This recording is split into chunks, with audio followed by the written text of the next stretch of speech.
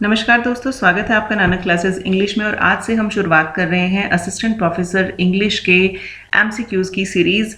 आज है 23 अप्रैल और आज द ग्रेट ड्रामेटिस्ट शेक्सपियर का बर्थडे है। तो आज से अच्छा दिन भला कौन सा हो सकता था इस सीरीज को शुरू करने का। सो आई थॉट कि आज के दिन ही इस सीरीज को स्टार्ट किया जाए।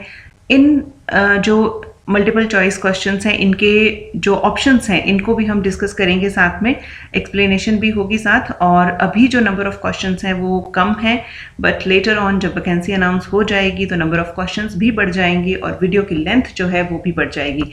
सो स्टार्ट करते हैं। आज का पहला क्वेश्चन है, Marlowe simply prepare the way for the masters who was to follow. Who is the master referred to in this remark? ये कोटेशन है और बहुत सारी कोटेशन जो है वो 2020 असिस्टेंट प्रोफेसर एग्जाम में पूछी गई थी। सो हमें इनको अंडर एस्टिमेट नहीं करना चाहिए। ऑप्शन जो है वो है हमारे पास Ben Johnson, Shakespeare, John Webster and Francis Bacon. So right answer हो जाएगा इसका option B, Shakespeare. Next question है, the title of Robert Bridge long philosophical poem is. तो रॉबर्ट ब्रिज की जो लॉन्ग फिलोसफिकल पोइम है उसका टाइटल हमें आइडेंटिफाई करना है।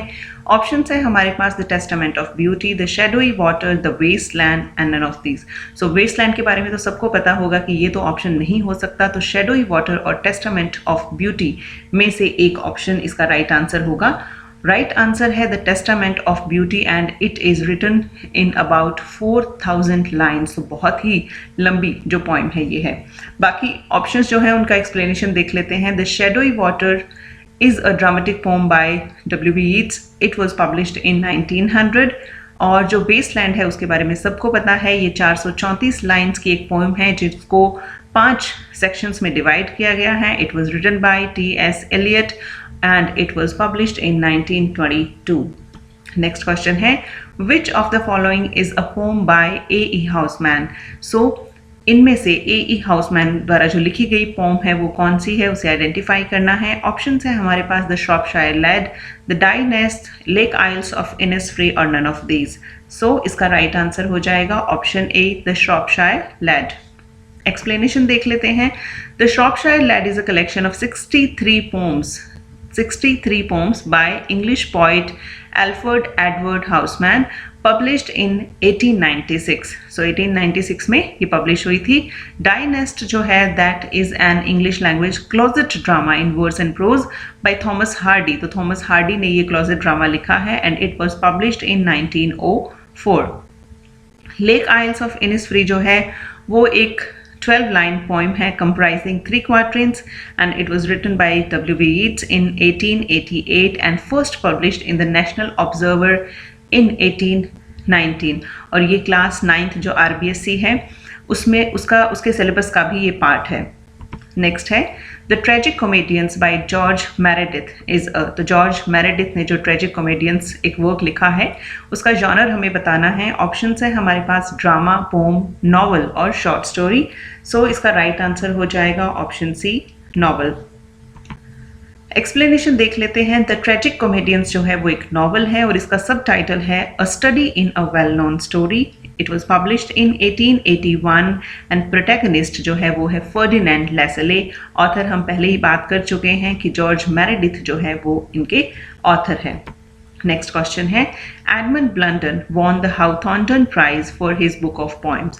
तो एडमंड ब्लंडन जो है उनको हाउथॉर्नडन प्राइज मिला था, पर कौन सी बुक ऑफ पोएम्स के लिए मिला था ये हमें बताना है।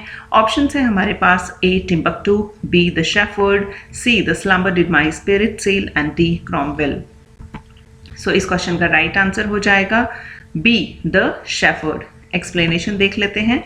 Timbuktu is a poem by Tennyson which obtained the Chancellor Medal at Cambridge. तो एल्फ्रेड लॉर्ड टेनिसन जो है उन्होंने टिम्बक्टू नाम से एक पोइम लिखी थी जो 1829 में पब्लिश हुई थी और इसके लिए इनको चांसलर मेडल अवार्ड भी मिला था।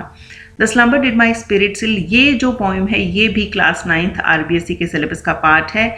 It is a poem written by William Wordsworth और ये जो है वो लिरिकल बैलेड्स का जो सेकेंड एडिशन था उसमें पब्लिश हुई थी। It is usually included as one of the Lucy poems, although it is the only poem of the series not to mention her name. The poem is a mere 8-line long, 2 stanzas.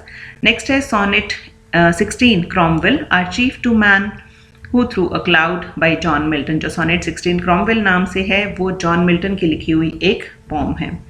Next question है the romantic comedy Spanish Gypsy. देखिए Spanish Gypsy अगर आपने पहले नाम सुन रखा है तो बहुत अच्छी बात है। स्पेनिश जिप्सी या स्कॉलर जिप्सी या स्पेनिश स्टूडेंट, इस तरह से बहुत सारे नाम हैं और बहुत कन्फ्यूज़न क्रिएट करते हैं। तो आज इस क्वेश्चन के बाद हम सारे जो नेम्स हैं उनको प्रॉपरली डिस्कस करेंगे। तो क्वेश्चन ये है that the romantic comedy Spanish gypsy by Thomas Middleton bears some similarities with Shakespeare. बहुत ही अच्छा क्वेश्चन है। ऑप्शन है हमारे पास as you like it, Macbeth, Hamlet, twelfth night. So इस क्वेश्चन का राइट आंसर हो जाएगा एज यू लाइक इट। तो एज यू लाइक इट और रोमांटिक कॉमेडी जो थॉमस मिडल्टन ने लिखी है स्पेनिश जिप्सी के नाम से, उसमें काफ़ी सारी सिमिलैरिटीज़ हैं। अब हम देख लेते हैं थोड़ा सा स्पेनिश जिप्सी के बारे में। It is an English Jacobean tragic comedy dating from around 1623. The play was likely a collaboration between several dramatists including Thomas Middleton, William Rowley, Thomas Dekker and John Ford. देखिए बहुत सारे जो dramatist हैं उन्होंने collaboratively इसको लिखा था। Like Shakespeare's lost play Cardenio, The Spanish Gypsy is an English reworking of novellas of Michael de Cervantes, combining two of Cervantes' novellas into a single drama. तो ये सब कुछ हमने देखा स्पेनिश जिप्सी के बारे में। इससे जो कंफ्यूजिंग जो सिमिलर से नाम हैं उन सब वर्क्स को हम देखेंगे। देखिए एक सेम नाम से एक वर्क है the Spanish gypsy that is written by George Eliot, जिनका रियल नाम जो है वो मैरी एन एवेंस था, and it was published in 1877। In 1864 George Eliot began writing her longest poem the Spanish gypsy. तो देखिए एक तो हो गया स्पेनिश जिप्सी जो ट्रेजिक कॉमेडी है, ये कोलैबोरेशन में लिखा गया था, सेवरल ड्रामेटिस्ट ने लिखा था इसको। और दूसरी जो स्पेनिश जिप्सी नाम से वर्क है वो है जॉर्ज इलियट की पोम है। It is a narrative poem set in 15th century Spain and tells the story of a young woman Fidalma. तो इसकी प्रोटैगनिस्ट जो है वो फिडाल्मा है। ये 1877 में पब्लिश हुआ था और ये इनकी एक पोम है जॉर्ज इलियट की। नेक्स्ट क्वेश्चन है स्पेनिश ट्रेजेडी। इसके बारे में तो सब जानते होंगे, थॉमस किड ने इसे लिखा है और एक ये रेवेंज ट्रेजेडी है। सबटाइटल इसका है Hieronimo is mad again and it was published between 1582 and 1592. It is an Elizabethan tragedy which established a new genre in English theatre, the revenge play or the revenge tragedy. The Spanish tragedy is often considered to be the first mature Elizabethan drama, a claim disputed with Christopher Marlowe's Tamburlaine. Many elements of the Spanish tragedy such as the play within play, तो देखिए play within play इसकी एक इसका element है, used to trap a murderer and a ghost intent to vengeance appear in Shakespeare's Hamlet. तो जिस तरह Shakespeare के हैमलेट में भी play with in a play है, तो उसी तरह जो स्पेनिश जिप्सी जो एक रेवेंज ट्रेजेडी है उसमें भी ये टेक्निक यूज की गई है। नेक्स्ट है स्कॉलर जिप्सी। स्कॉलर जिप्सी जो है वो एक पोम है, मैथ्यू आर्नोल्ड ने लिखी है। It is based on a 17th century Oxford story found in Joseph Glanvill's the vanity of dogmatizing. It has often been called one of the best and most popular of Arnold's poem. It was published in 1853 and जो genre है इसका वो है elegy. Next है Spanish Students, a play in 3 acts. ये इसका subtitle या इसके का पूरा नाम आप कह सकते हैं। राइटर जो है वो है H.W. Longfellow. Friends H.W. Longfellow से अगर आपको कुछ याद आ रहा है तो बहुत अच्छी बात है, अगर नहीं आ रहा है तो मैं आपको बता दूं कि ये H.W. लॉन्गफेलो जो हैं वही राइटर हैं जिनकी 13 पॉइंट्स जो हैं वो आई रिचर्ड ने जो न्यू क्रिटिसिज्म वाले टाइम जो उन्होंने स्टूडेंट्स को दी थी कि आप इनको पढ़िए एंड देन कुछ एनालाइज किया था, वो जो पोम्स बच्चों को दी गई थी वो H.W. लॉन्गफेलो की ही थी। तो जॉनर जो है इसका वो है स्पेनिश स्टूडेंट्स का जॉनर है वो है dramatic poem and it was published in 1843। Next question है point out the group of poets which does not belongs to 20th century। तो इन ग्रुप्स में से हमें आइडेंटिफाई करना है कि कौन सा जो ग्रुप है वो 20th century को नहीं बिलोंग करता है। ऑप्शन है हमारे पास imagism, pre Raphaelites, new signature and Georgians. So right answer हो जाएगा ऑप्शन बी, प्री-राफेलाइट्स।